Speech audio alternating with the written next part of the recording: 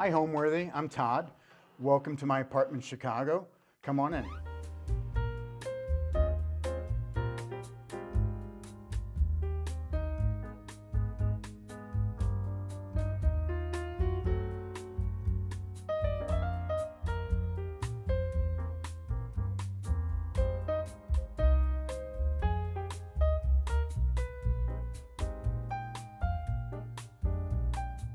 You're watching Homeworthy, where we believe every home has a story. Hi, I'm Todd Haley. I'm an interior designer in Chicago, and I would like to welcome you to my home. The building was built in 1924.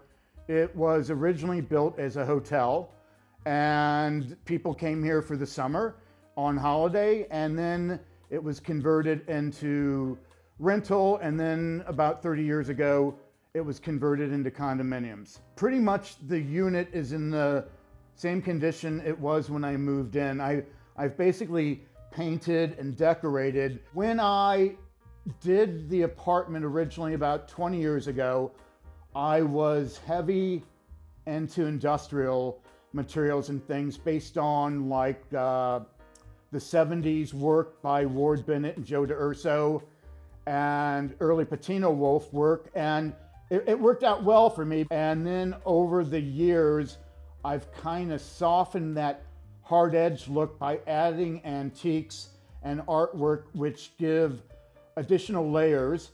And lately, about the past 10 years, maybe 15, I started collecting Brutalist things, sculpture, artwork, objects, and I mix those in with other mid-century things, and it's really, from what used to be cold and a little bit off-putting, now it has a lot more layers to give it more depth and a sense of warmth.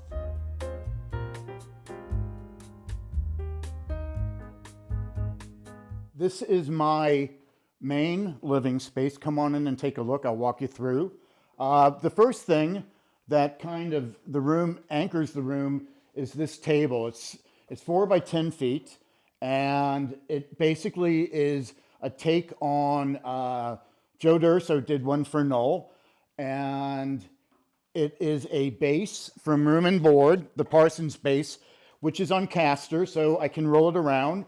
And then I had the top made in 2 pieces out of black laminate, actually from a company in Wisconsin that makes locker room benches. So they shipped it here, and then I had it assembled, but it's great because I can literally roll it anywhere I want, and it allows you to circulate around the room. And the top being black laminate, you don't need coasters. I draw on it, I do everything on it. There's nothing precious about that. And it also always evolves. I mean, this is where I sit and sketch. I have dinner parties, I meet with clients, and also I try to leave out a lot of books that constantly I change because I'm always looking at them for inspiration. And a lot of art books and a lot of design books like Cy Twombly, one of my favorites. And then the Neoclassical urns I ended up getting from an estate sale. They are concrete, they weigh a tremendous amount, but I filled them with black pea gravel instead of like the expected topiary. So those kind of anchor the tabletop. And in between them, I have this chest that holds all my paperwork. So at the end of the day, it all goes away and I don't have to think about work. Around the table, I like to do mixed chairs. These are the Anzianos from Donghia. And I worked for Donghia back in the early 90s. And John Hutton was the design director. He did these for the American Academy in Rome. They stack. And I was fortunate enough that I got 2 from him, which was really lovely. So they are here. And then these are the Saarinen tulip chairs from Knoll. And I ended up covering them in a black damask.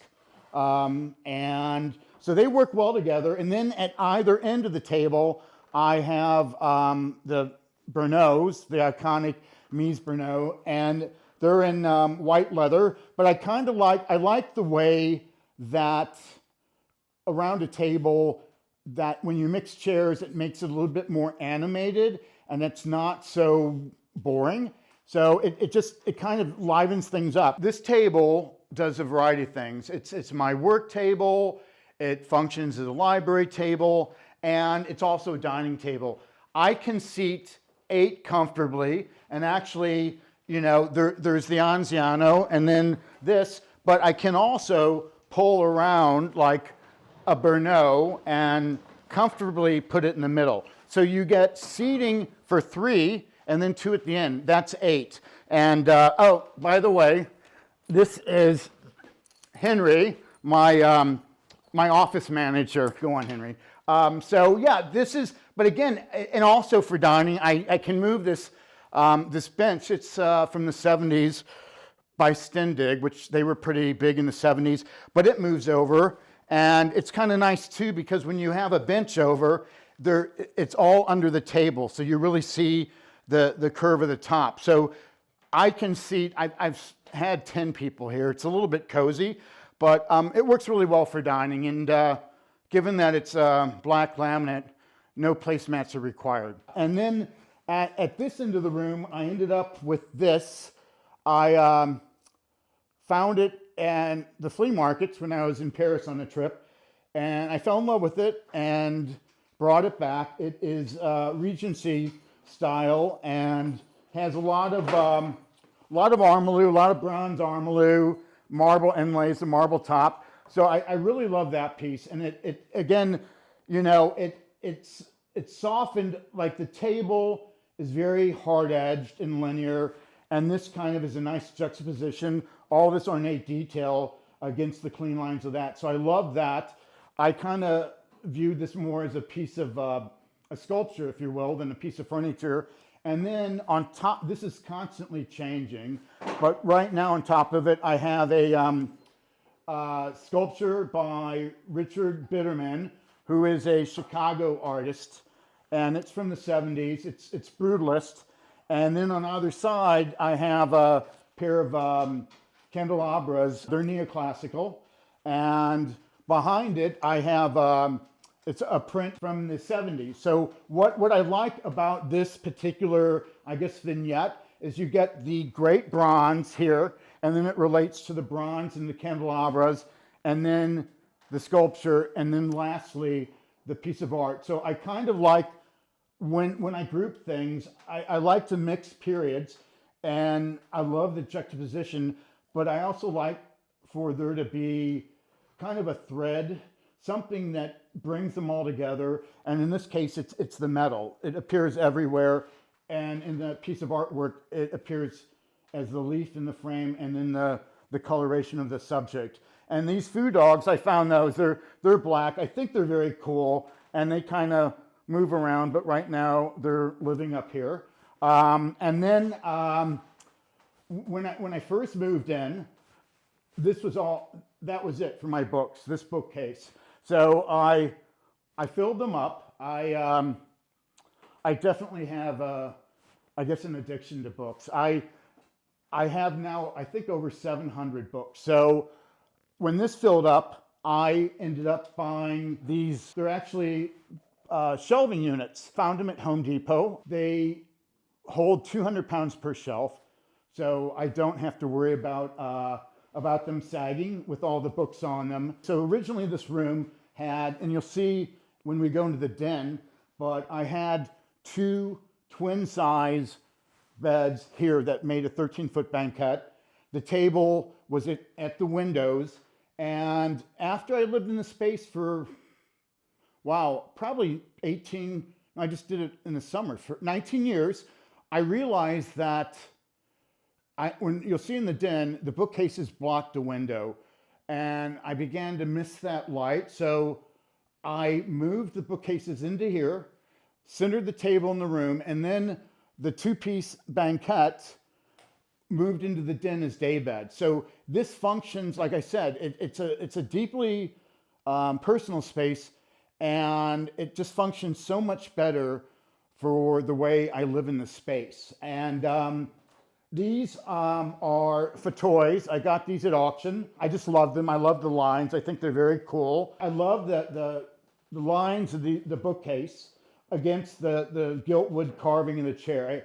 I think that's really, it's a great kind of juxtaposition. And then I found these screens. They're actually Home Depot, actually. I found them one night late at night, and they're canvas. So when I do have projects or things for clients or just things I don't want to see, I often put them on the lower shelves and then they disappear, which is great. And also I do like the fact that when you take the screen away, it's a lot to look at. There's a lot of books, but I think that when you put the screen up, it keeps your eye on the upper half, and then it basically neutralizes the lower, so it's not is busy to look at. And I like that a lot. It kind of creates a horizon line. And when you go into the den, I'll show you, I used another screen in there. So one of the things I like to do in work is to repeat certain things throughout a space. And so these are 48 inches tall. It's in the den. So you'll see it's kind of a nuanced detail, but it takes you through the space, which I like a lot. And then I bought this from Global Industrial, I think. I needed it. It's a ladder to get up to the upper books. So I loved, again, it looks like a piece of sculpture to me. I thought it was very cool, but it's also pragmatic, which is nice. And again, there's another fauteuil over here. But also what I really like to do with artwork, I lean it often. I lean it and I group it. And so this grouping is basically all black and white. There's the Phalaenopsis orchids. I got that from a street photographer in New York.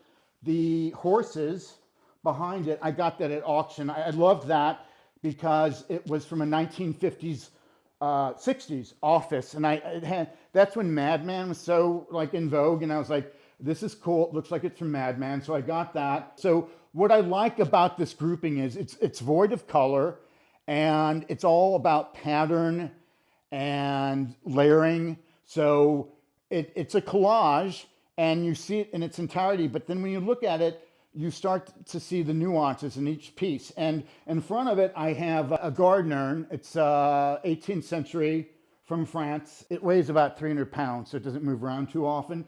But it's still got the moss on it from when it was outside. So I kind of like this. But again, I change this out often. I'll move the photographs to somewhere else, or sometimes I'll just take them away.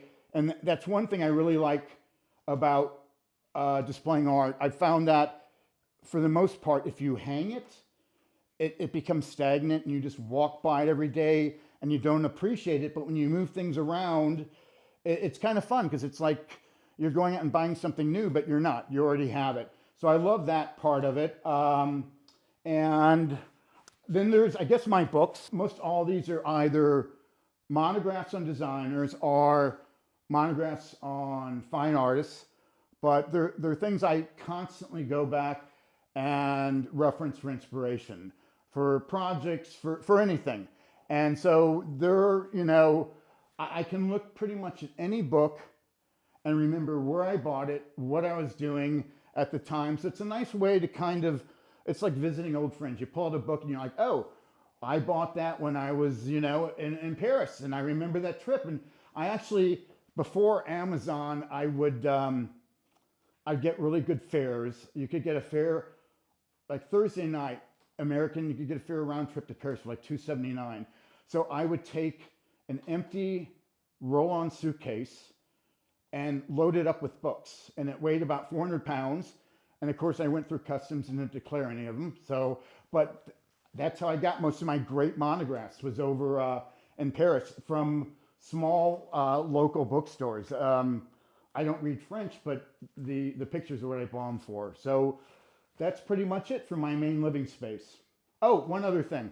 The floor sculpture is by Curtis Gier. This was made for outdoors. It's kinetic, so it moves, which I thought was kind of cool because you can move it around. But he did, Curtis Gier definitely was pretty brutalist, mid-century. He did a lot of sculptures wall sculptures, a series called the Raindrops, and they're very fashionable now. You can find them, but I saw this piece and I never had seen an outdoor piece he had done. So I got this, and I like the fact, again, it's animated, it's very curvy, and when you look at the sum of everything in the room, I kind of think that everything kind of has a conversation with each other. So you've got this with the heavily ornate commode, and then the fauteuils and the industrial shelving. So it's really the sum of all parts that kind of creates the vibe, and that was just, some of it was a happy accident. The walls are all white, and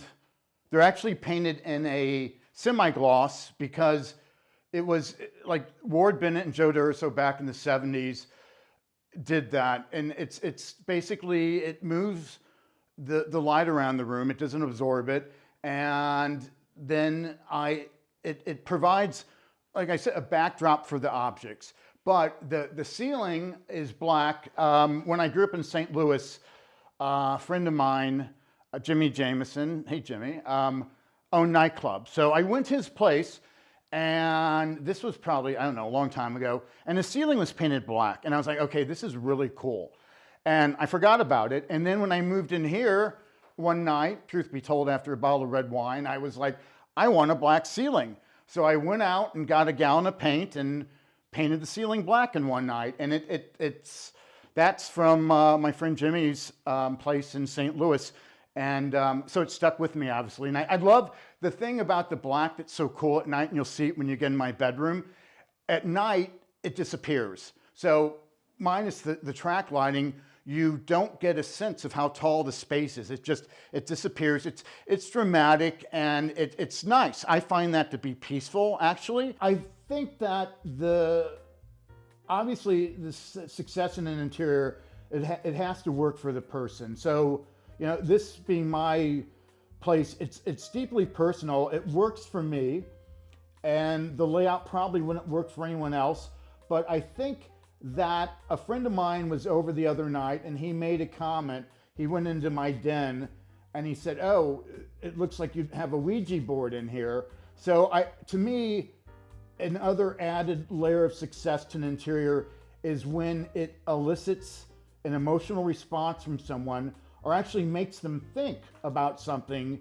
And, you know, everyone's going to have a different take on it, but I think anytime it resonates with someone and makes them think, other than saying, oh, this is just a really pretty space, but for someone to think like it has a vibe and a feel, whatever it elicits in that person, that's what I wanted to do. I just wanted to make people kind of aware of their surroundings. Basically, I decorated the apartment over time. When I moved in, I really didn't have a lot of furniture, and I slowly filled in with artwork and antiques that I collected in my travels and over the years, and it just kind of was very organic. I had a plan kind of for how I wanted to lay out the spaces, but I just began to fill in with things that I picked up, and over the years I've actually,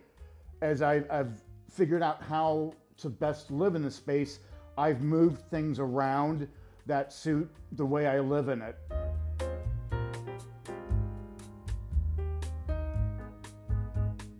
So welcome to my den. This is the place that I start my day. I have my coffee, read the paper on Sundays, and also in the evening I have friends over, we hang out and have wine and cocktails. So some things about this space. One, the drapery, that separates that from the other space. When I first moved in, they flowed into each other, and that was fine. And then at some point I realized I wanted this to be kind of its own entity. So in the Victorian times, they used drapery to separate rooms, mainly because houses were so drafty. So I kind of took that concept and recreated here. So the draperies are dark out panels. And what I actually did, I bought the panels, they're grommeted. I bought them from IKEA. And then since they were, I think, 98 inches, and my ceilings are 9 feet, I ended up buying cubicle track that's made for hospitals. And then I had the chains cut so that the panels then just kind of slightly puddle at the floor. And it's really great because you can pull them back and open the space up, or you can actually close the whole room off, which is kind of nice. And it works out well. Like if I have people over for drinks, we'll close it off and the room becomes it has like a club-like vibe. So it works really well for cocktails and hanging out, and it's a good way to start the day and end the day in here. In the living space, I'd mentioned that I had where the bookcases were a 13-foot banquette that was actually 2 twin-size beds. And one of the reasons I did that I failed to mention is when I have house guests, I typically give them my bedroom, which you'll see, and then I could sleep out here, or I can have 2 house guests out here and stay in my bedroom. So it's great from that standpoint. But then I broke them apart and I moved them into here. So now they're basically 2 day beds, and they're literally a twin size mattress. They're about 39 by 84 inches. They're on these bases I found at CB2, which is great. I had my upholster them in black canvas, and then we added actually a layer of neoprene, which is what diving suits are made out of, to make it more firm. So this is where I hang out, have the coffee, but in a minute, the pillows come off, you throw in some sheets, and you can sleep someone here, or 2 people, but they're great for lounging. They're deep. And then in between them, the one thing I mentioned I like to do is use certain things over again, and the main table in the other area was the room and board Parsons style. So I again did the same style table in here, and it was my desk in here when this was an office. So when the other room had the banquettes, this was my office, and those bookcases were against this wall, and they covered up the window. And that was the main catalyst to move them, that I wanted to see the sunsets again. So when that happened, I moved my desk in between them, and it's great because it's basically a table surface. If you have people, sleeping, it's like a night table in between. And then this tapestry, there was a designer in New York, and I loved his work, Robert Curie, and he did window sets, and then he moved on. He did stage sets for Calvin Klein commercials back in the day, and he used tapestries as tablecloths. So again, I channeled his vibe, and I ended up putting this on there, and I like it because it softens everything, and it's a juxtaposition. I love the day beds, kind of hard edged, the table base definitely industrial, and then you throw this Obasan, it's actually a runner, over it, and it kind of gives, like in the other room, the way the commode has all that ornateness, this kind of brings it in. So I love that against all of this.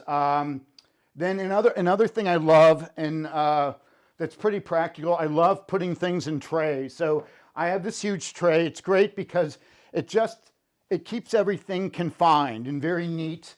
And I have a grouping of white. They sell these in art school, so they're white plaster shapes. There's several shapes, but I think grouped together they're really great.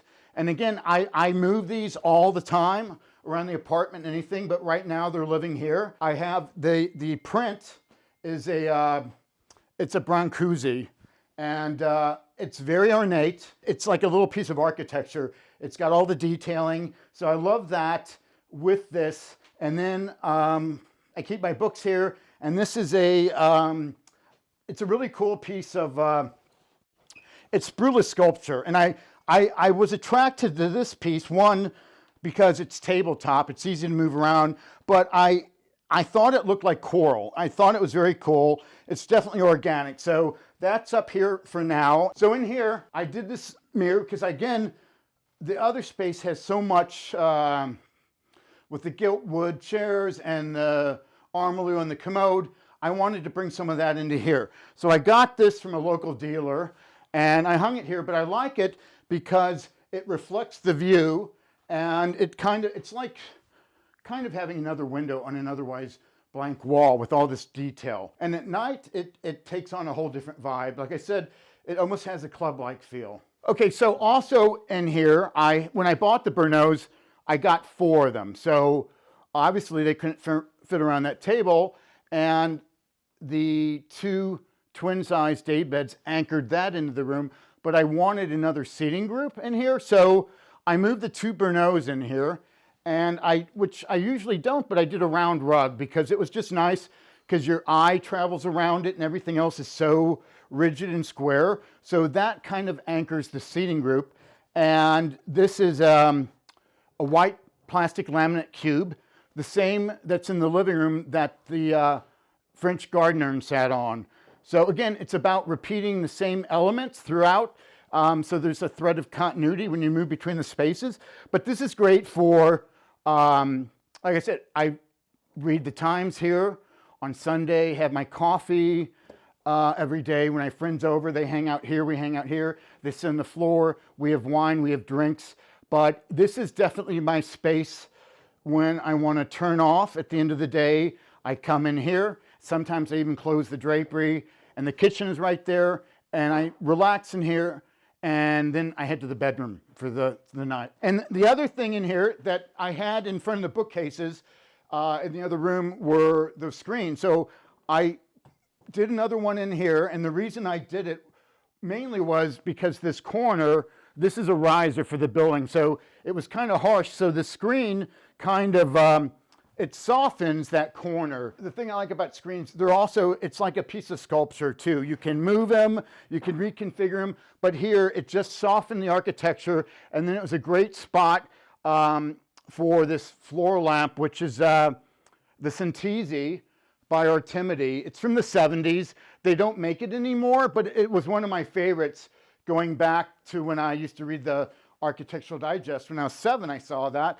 So it was very cool. When I saw one on eBay, I snapped it up. So I love the fact too that the screen, you can stand here and look in the other space in that. And like I said, it's like connect the dots. You have the same 48-inch height, and it just makes your eye go seamlessly between the spaces. When I was in high school, I originally wanted to be an architect until I found out the math that was involved. So I actually always had loved interiors, and I think I actually got into interior design. Basically, I think I was around 7, and my mom used to drop me off at the public library, and there was an aisle with all the Architectural Digest magazines. So I would sit there for the entire Saturday leafing through the magazines, and then that's when my love of design started. And when I was in college, I worked in visual merchandising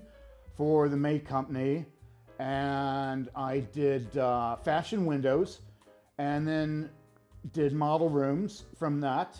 And that's when I really learned about scale, sight lines, color, lighting, and also then I worked in floral design for an event planner.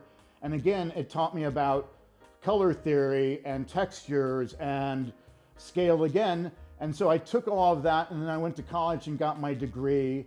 And then I moved to Chicago in '88, and I worked for a designer. And I continued to work part-time for a florist, Jason Richards, who at the time was the florist in Chicago. And I learned a lot from them. And that kind of allowed me to apply all that I learned into interior design.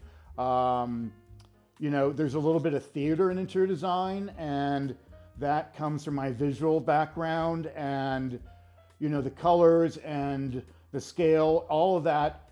I think honestly, I got a better education working in floral and visual merchandising than I did in college. When it comes to decorating my own home, I think at first it's a little bit intimidating in the sense that when your own client, there's so many choices and so many things out there.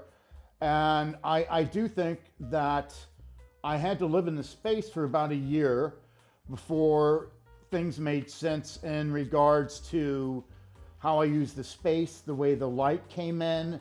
And once I was able to step outside of myself and kind of view it as a project, like if I was doing it for a client, and that kind of allowed me to start the process. And there's a designer in New York, I always loved his work in college, Bob Bray from Bray Scheibel, and he had a great quote when he was interviewed. They asked him, what's the lowest budget you ever work with? And he said, of course it's mine. And I think, you know, that's part of was my journey. I didn't have a lot, and that's kind of why I went into the industrial things, because they were affordable and readily available. And then over the years, I started to buy antiques and things on my travels. But yeah, at first I would say I was a little bit intimidated because I had to get in my own head, and I really had never done that before. So now that you've seen my den, I'd like to show you my collection of mid-century barware in the kitchen. Come on and follow me. So I started collecting mid-century barware probably about 15 years ago, and I have a lot of pieces. One of my favorite designers is George Briard. He did this series, that's the Mosaico, and they're great. I mean, back in the day, I think my grandparents had these, but they're really cool because they're like little pieces of art. This has zodiac signs. Again, these are all Briard. These are special. And, you know, some were better for highballs, and then the lower ones, you know, for bourbon straight up or something. But I really like them because they kind of, and this is a cool piece. It's got the Greek key. Now this is great for actually red wine. I do red wine in that a lot. And, but it's nice because when you have people over for drinks, sometimes I'll let them pick what glass they want.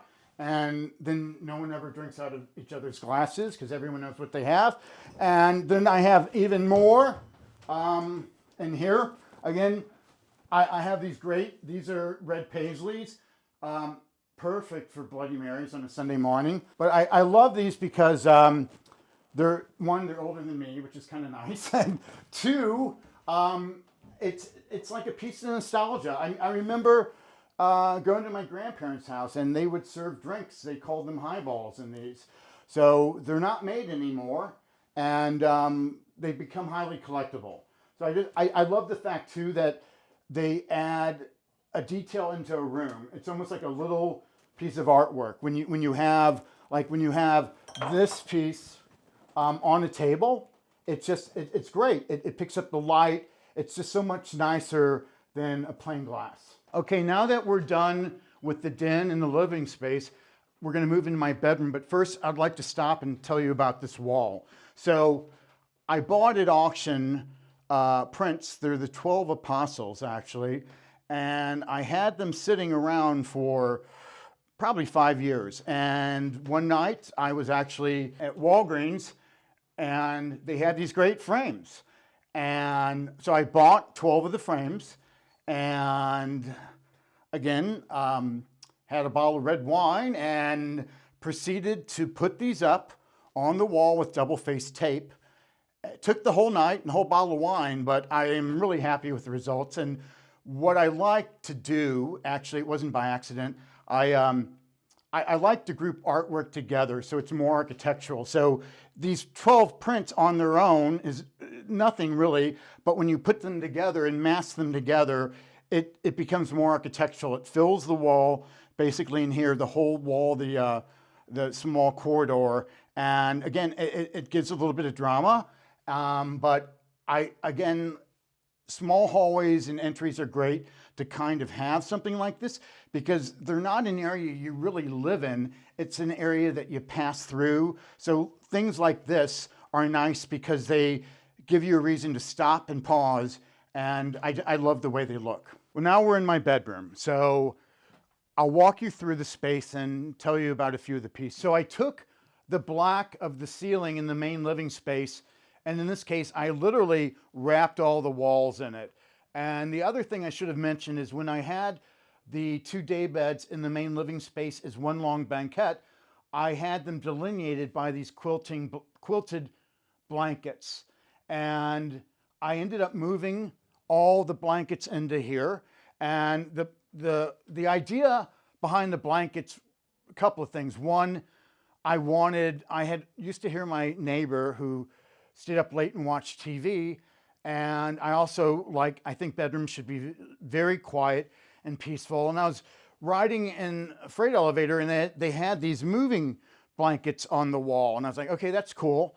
So I called a few companies that made them, and it turns out those are lined with fiberglass. So that wouldn't have been good.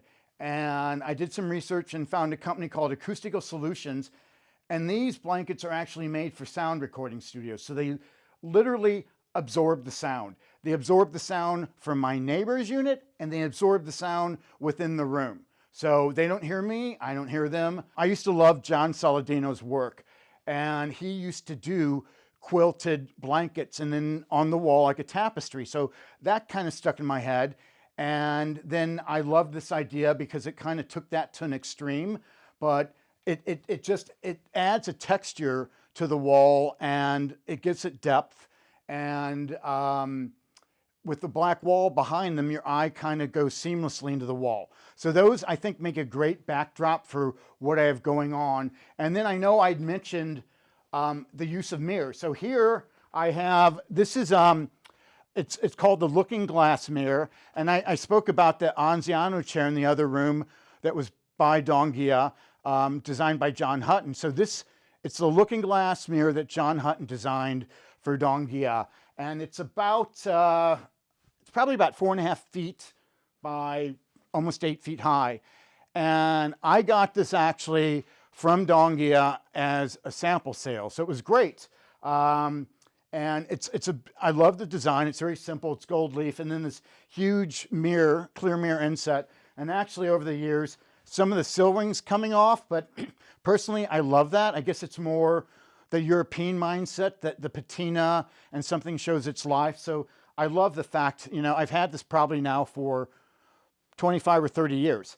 And then in front of it, I have this bench, which is, it's I don't know if they're still in business. Charles Pollock made this bench. It's all gold leaf, hand applied.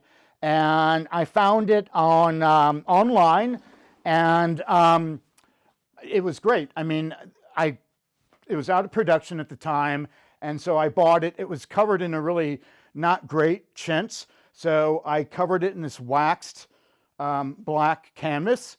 And the one thing I should have mentioned about my space, it's not only my living space, it's actually kind of like a design laboratory where I guess a friend of mine said I audition ideas before I unleash them on the clients. And in this case, I love the wax canvas, but I would never use it for someone. It's like a dust magnet, but I love it. Lesson learned. I'll use it there. And then, okay, so my night tables, and this again, I did this and everything at the beginning, like the hard industrial kind of vibe. So these are moving carts for materials made for factories. They're, it was nice because they custom sized them. They're 4 feet wide, and they're on casters. I love casters because you can move things around, which is it's great for cleaning. And again, I stand on these all the time when I fuss with the bed drapery.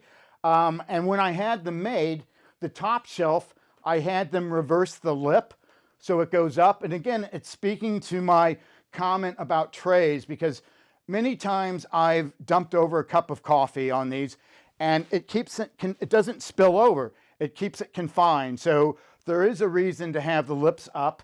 When I ordered them, I think the guy thought I was crazy, but I sent him a pic and he realized I wasn't. So, and then, my night tables are, I constantly shift the objects on them because it's the first thing I see when I wake up and I see when I go to bed. So I move things around. And the little, I think like little table lamps are kind of having a moment now in design. And I wanted to see what they were like. So I got these, of all places, I found them at IKEA, but I thought they were cool. And again, it was more like an experiment. I wanted to see what the light was like, how it would be to have them in a bedroom before I suggest to a client. And I found out that it's great for mood lighting, but you can't read by them. So what I did is I installed these are factory lights made for assembly lines. So I installed these on the wall. These are great for reading because literally you're in the bed and it throws the light right over your shoulder, which is perfect for reading. It keeps it confined to that. The piece on the wall is by a New York artist, Margaret Evangeline. And the story on how I got it, it was back in '06. I was invited to do a vignette in New York by the AD Home Design Show. And I'd seen Margaret's work at a gallery here in River North, and I knew she was in New York. So I had to like beg, borrow, and steal things for this vignette. And I called her studio, and she said, come by the studio and pick out what you want. So I picked out 2 4x8 pieces, basically a diptych that made an 8-foot square. And that was the backdrop for my vignette, the same series as this. She's a wonderful woman. And I ended up taking her to the opening night party. And that weekend, she sent me home with this piece. It's from her Las Lunas collection. It's basically a stainless canvas. And if I have the story right, her studio was on the West End Highway, and she saw the trade centers go down at 9/11. She went to Colorado with her sons and decided she wanted to do something differently. So she wanted to paint using guns. And when she got back to New York, in her building, a very cool loft building, the FBI was there. So she called the FBI and wanted to use their shooting range. And they're like, okay. And then they came up and saw her studio. So that's how she learned to fire. She does different guns, shotguns, whatever. So she's moved on. But the series is great because what initially drew me to them, they have a very ethereal sense, kind of almost like a water-like quality. In a way, I don't know how, but they remind me kind of like a Japanese screen, just something you can look at and get lost in.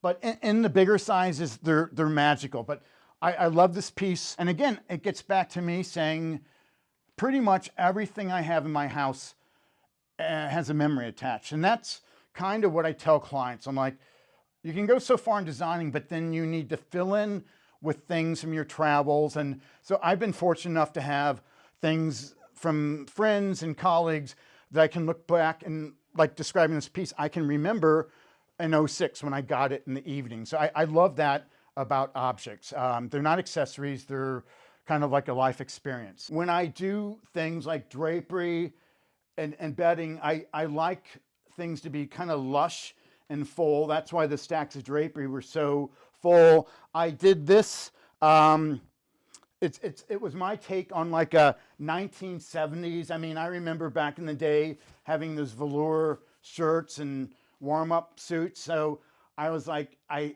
wanted to do kind of a 1970s vibe.